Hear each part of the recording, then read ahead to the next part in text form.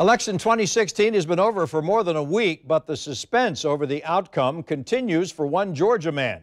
He says he doesn't know who won the race for president, and he doesn't want to know yet. Joe Chandler says he may be the only lucid adult walking around who's oblivious about who is now the president-elect.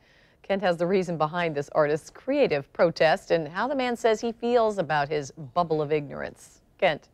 All right, so you may think it's a little weird. You may not believe his story. Then again, you may actually appreciate what this man, a Georgia artist, is doing. How much longer can he keep it up? Well, that's as dicey as betting on who would have won.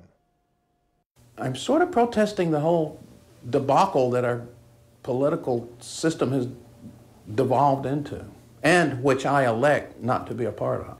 Don't misunderstand Joe Chandler, the Brunswick artist who draws poster calendars. He voted, and he cares about the country. He just doesn't care to know the outcome of such a divisive election cycle when he knew neither major party candidate was someone he wanted to see elected. It all just started organically. I was invited to a little election party to stay up into the night with everybody gnawing their nails and hanging on, and I thought, oh, there's got to be a better way.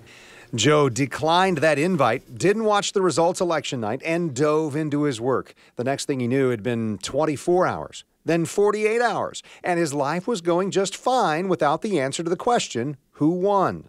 I've kind of found the center of the cyclone. It's very peaceful in my little bubble of ignorance. And being an artist and a writer, I've gotten a ton of creative work done. Chandler says he didn't plan a protest like this, so he doesn't know how he wants to end it. But the end is coming, whether it's an accidental disclosure running into someone at the grocery store. But the next words out of that person's mouth could have been, can you believe he won? Can you believe she won? It could all boil down to a pronoun. Or simply to re-enter the world on a more normal basis. I'll tell you this.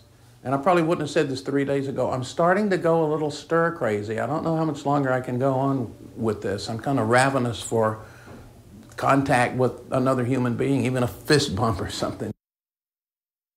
Our photographer, Judd, gave him a fist bump tonight just to make sure. Now, if you're wondering, can he really not know who won?